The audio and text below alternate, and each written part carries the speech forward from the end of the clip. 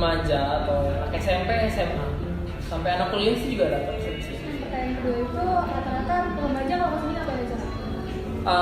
Pertama mereka itu of course beli minuman, minum kopi, atau mereka kerja kelompok, mereka belajar, nungguin jemputan. Terus ada nggak yang cuma nongkrong doang?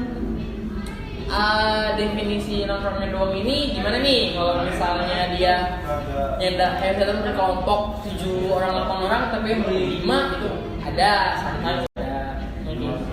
Cuma itu sih nggak apa-apa, kita nggak masalah. Kalau aku boleh tahu ada nggak sih dampak dari minum kopi yang terlalu banyak gitu atau berlebihan? Kalau dia minum kopi secara berlebihan, of course ya lambung kena dari dampak buruk kafein ya, lambung. Terus dia susah tidur karena adrenalinnya, karena dari kafeinnya. Sama itu aja sih paling kalau dari kopi. Kalau misalnya di sini kan kebanyakan remaja nih kak, soalnya dekat sekolah juga kan. Kalau misalnya hari libur itu kami nggak sih kak?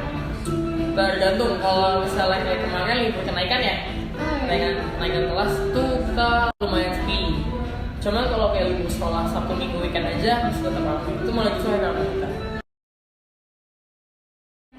Ada sedikit pertanyaan yang lumayan konyol. Ada nggak sih yang bikin kopi tapi buat diri sendiri? Kalau buat sini, ada of course, tapi kita beli. Tetap kita sebagai pegawai kita ada harganya sendiri, ada harga yang belinya sendiri, kita tetap beli. Terima kasih. Sekian dari kelompok kami.